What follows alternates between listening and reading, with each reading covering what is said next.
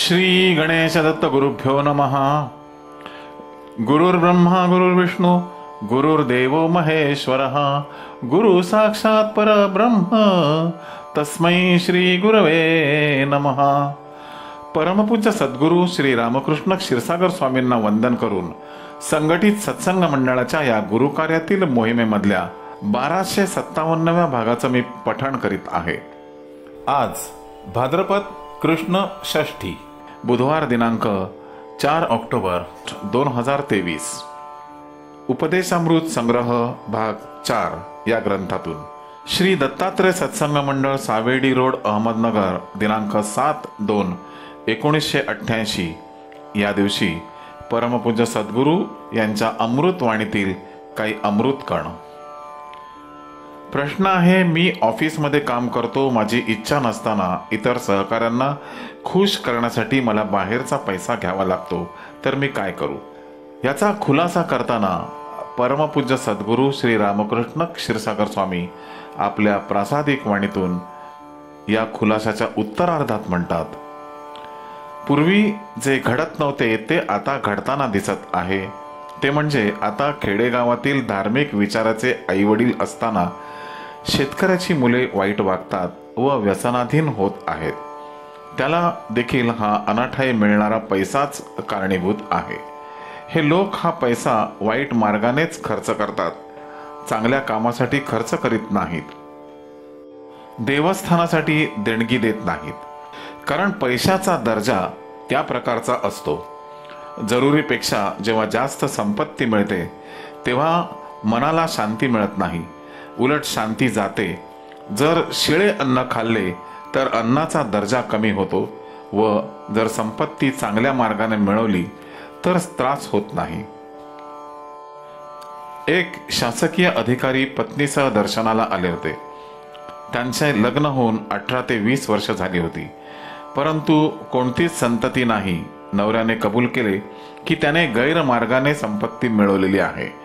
मी खुलासा केला की ही संपत्ती तुम्हाला संतती होण्यास अडथळा निर्माण करते, तेव्हा यापुढे असा पैसा घेऊ नका व जी संपत्ती मिळवलेली आहे त्यातून दानधर्म करा। जेव्हा सर्व दोष धुतले जातील तेव्हा संतती होईल। जर जरुरीपेक्षा जास्त संपत्ती गैरमार्गाने मिळवली तर त्रास नक्की होणार। तेव्हा नीती नियमाने जगण्यास शिका व जीवनात सुखी व्हा। पुढील प्रश्न आहे, ज्या लोकांना जीवनात व्यवहारात अनेक अडथळे येतात त्याने काय करावे?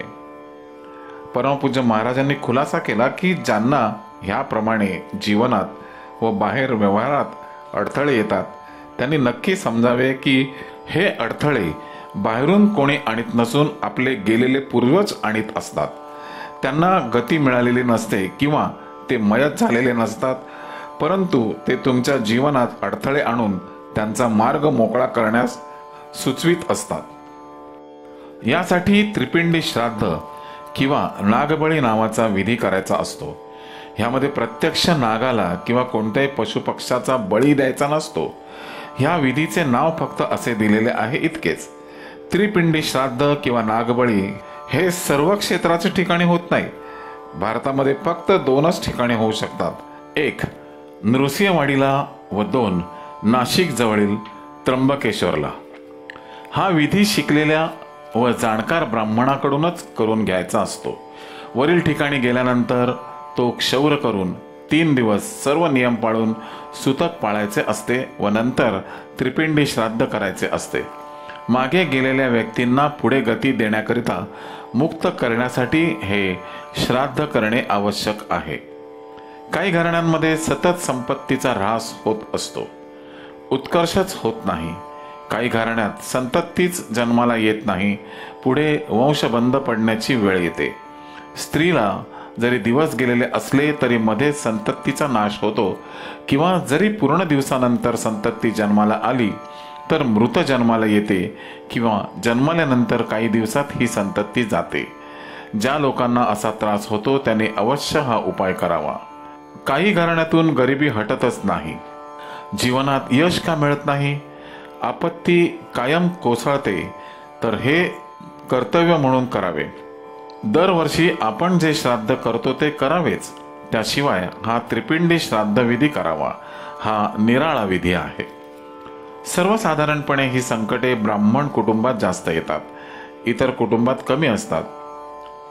ज्या घराण्यात फक्त घेण्याची पद्धत आहे व देण्याची पद्धत नाही, उदाहरणार्थ भिक्षुकी, तिथे हे दुःख जास्त प्रमाणात सापडते.